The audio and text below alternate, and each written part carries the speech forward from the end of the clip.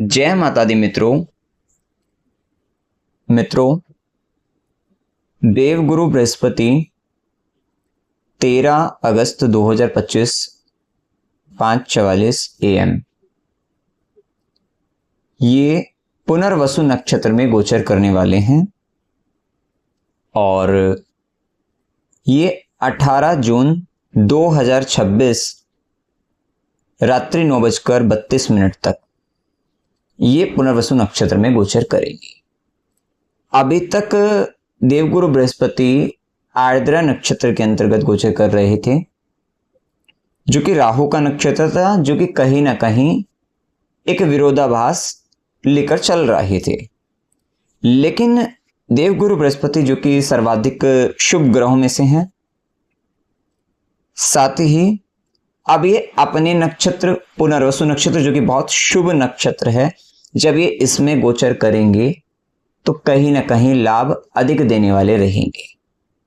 साथ ही देवगुरु बृहस्पति के जो अपने गुण हैं उनमें विशेष वृद्धि रहेगी, तो वहां से संबंधित विशेष गुण वहां पर प्रकट रहेंगे। साथ ही जो ये यहाँ पे विरोधाभास चल रहा था, उस विरोधाभास से भी यहाँ पर मुक्ति मिलने वाली है। विशेषतः आप देखोगे कि देवगुरु बृहस्पति जब अपने नक्षत्र में गोचर करेंगे तो ये आपको ग्रोथ देने वाले हैं। साथ ही अभी आपको पुनर्वसु नक्षत्र को समझना होगा, तभी आप देवगुरु बृहस्पति के इस नक्षत्र में गोचर करने से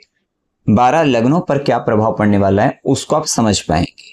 साधारण सी बात है, पुनर्वसु ये नाम से इसका स्पष्ट है कि दोबारा से वसु हो जाना, दोबारा से समृद्धि प्राप्त हो जाना, दोबारा से ग्रो करना, राइज करना, ये इसको बताता है। अर्थात बहुत सारी चीजें या जहां जहां आपकी कुंडली के अंतर्गत या जो भी क्षेत्र के अंतर्गत,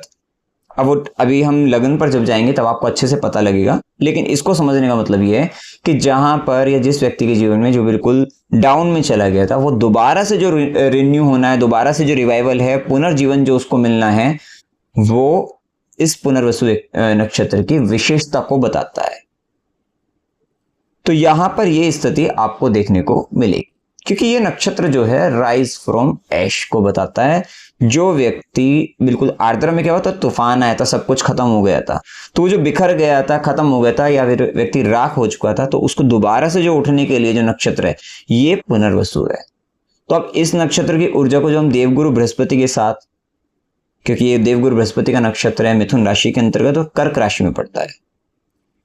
तो जब हम इसको लेकर चलेंगे तो आप देखेंगे कि 12 लग्नों के अंतर्गत देवगुरु बृहस्पति जिन जिन भावों के स्वामी बनकर जहां पर बैठेंगे जाकर, वहां पर ये पुनर्वसु का प्रभाव प्रकट कर देंगे।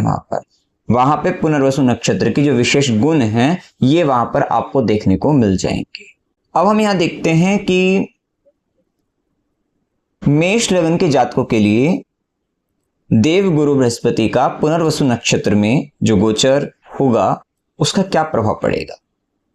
देखिए, आपके लिए देवगुरु बृहस्पति नवमेश 9th लॉर्ड अर्थात और द्वादशेश 12th लॉर्ड बनते हैं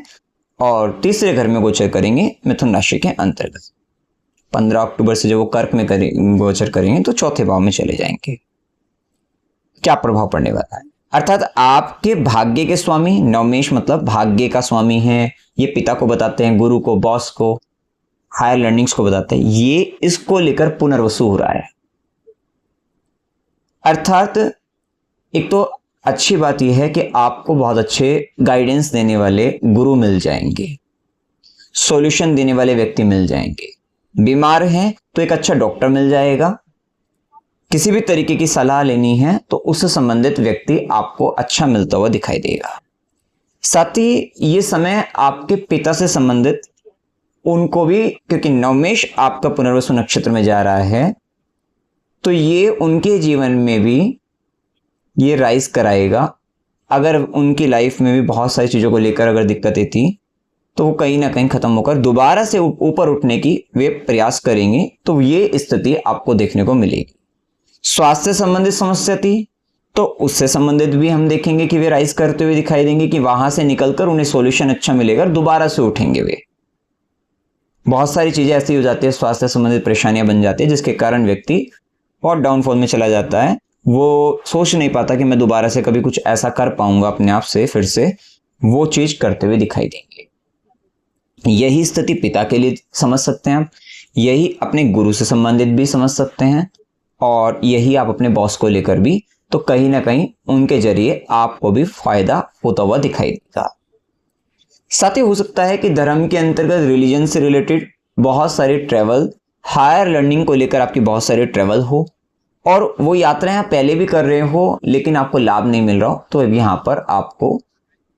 वहां से संबंधित फिर से आपको लाभ मिलता हुआ दिखाई देगा। ये स्थिति देखने को मिलेगी। साथ ही ये द्वादशेष भी होंगे, 12वें घर के भी स्वामी, तो वहां से दादी और नाना, तो उनकी लाइफ से संबंधित भी आप देखोगे कि या तो उनके लिए आप कुछ ऐसा कर रहे हो, या कहीं ना कहीं वहां से संबंधित भी उनके लाइफ में भी दोबारा से वसु होने की स्थिति, दोबारा से सुख समृद्धि आती हुई दिखाई देगी। ये सब स्थिति भी देखने को आपको मिलेंगी। साथ ही आप देखेंगे कि ये जो गोचर होगा वो तीसरे घर में होने वाला है, जिसके कारण आप देखोगे कि अगर आपको कुछ paper work, documents related work, licence इत्यादि बनवाने हो, तो ये समय आपका भाग्य साथ देगा और आपके जीवन में दोबारा से ये चीज या तो दोबारा से करनी पड़ सकती है आपको,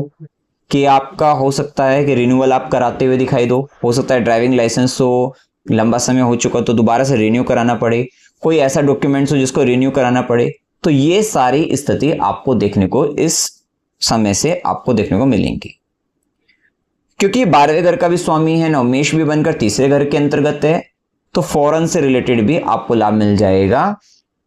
खासकर वहां से संबंधित भी किसी तरीके की डॉक्यूमेंट्स रिलेटेड वर्क में। तो अगर आपको कुछ परमानेंट रेजिडेंसी की पीआर के लिए अप्लाई करना हो तो ये समय आपके लिए श्रेष्ठ रहने वाला है। तो आप ये चीज भी, ये स्थिति भी के लिए भी आपके लिए अच्छा है।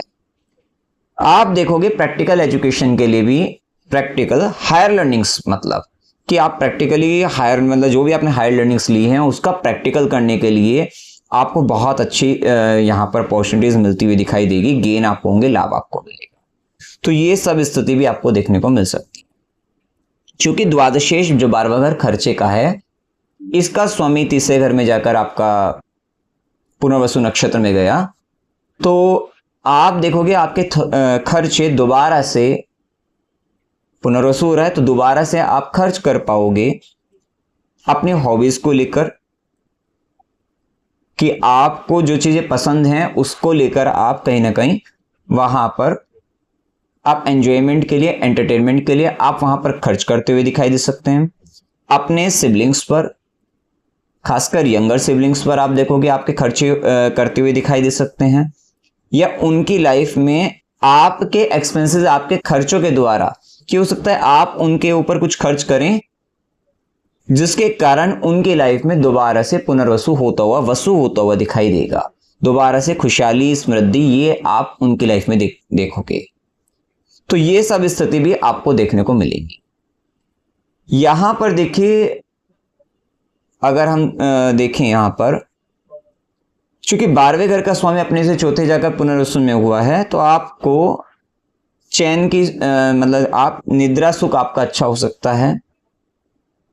ये समय के अंतर्गत हो सकता है आपको सोने में दिक्कत आ रही हो, तो वो चीज भी आपकी पहले से बेहतर होती हुई दिखाई दे सकती है। इस समय के अंतर्गत जैसे कि हमने कहा, शॉर्ट ट्रैवलिंग होगी, जो कि आपके अच्छे के लिए होगी, कि आपको अपनी लाइफ को पहले से बेहतर बनाना है, दोबारा से राइज करना है, तो उसके लिए आप देखना आपको ट्रैवल करना होगा। तो ये ट्रैवल आपके विशेष यात्राएं आपके जीवन में इस समय के अंतर्गत देखने को आपको मिलेगी। साथ ही जो व्यक्ति बंधन महसूस कर रहा था, चाहे वो जेल में ही हो या किसी भी तरीके से बंधन की जीवन में बंधा हुआ था, कहीं ना कहीं मेष लगन का जातक है, तो वहां से भी उसको मुक्ति मिलती हुई दिखाई देगी, खुशहाली आएगी। साथ ही अगर आप देखें, अब यहां बैठे देवगुरु बृहस्पति जो तीसरे घर के अंतर्गत हैं, इनकी अगर हम दृष्टियों को देखें तो दृष्टि 7वें घर पर रहेगी, 5वीं दृष्टि इनकी। तो यहां से आपको जो गाइडेंस आपको मिल रहा है, या कहीं ना कहीं जो यात्राएं हो रही हैं, उनके जरिए भी कहीं ना कहीं 7वां घर, जो कि आपके पार्टनरशिप से रिलेटेड भी है, आपके विवाह से संबंधित है, इन सब चीजों के लिए अच्छा यहां पर कह सकते हैं। ये कहिए कि इस समय के अंतर्गत हो सकता है सोशल मीडिया या कोई इस तरीके का अकाउंट्स यूज करते हुए आपको कोई लाइफ पार्टनर भी मिल सकता है। तो कहीं ना कहीं क्योंकि गुरु की दृष्टि के कारण विवाह होने की भी इस समय में, जो ये समय बताया है 13 अगस्त 2025 से लेकर 18 जून 2026, तो ये टाइम पीरियड आपकी शादी के लिए भी बहुत अच्छा है, बिजनेस के लिए भी आपके लिए, व्यापार के लिए भी आपके लिए अच्छा है, पार्टनरशिप के लिए भी अच्छा है, रिलेशनशिप के लिए भी अच्छा है। साथ ही गुरु की सीधी दृष्टि भाग्य भाव पर, जो कि भाग्य की वृद्धि करने वाले रहेंगे, धर्म कर्म में वृद्धि करेंगे, तो उस दृष्टि से, और आपके ज्ञान में वृद्धि करेंगे, उस दृष्टि से भी आपके लिए अच्छा रहेगा।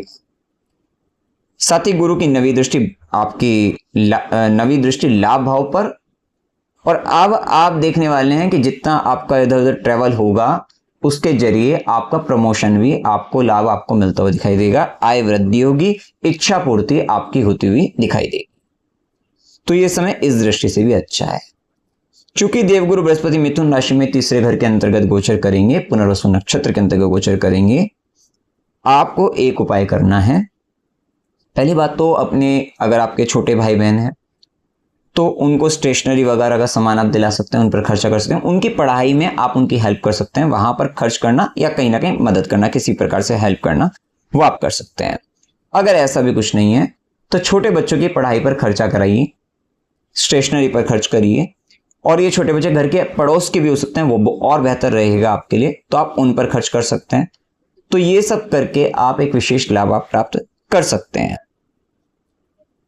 तो मित्रों, जानकारी अगर आपको अच्छी लगी हो, वीडियो को लाइक कीजिएगा, शेयर कीजिएगा और चैनल को सब्सक्राइब कीजिएगा। जय माता दी।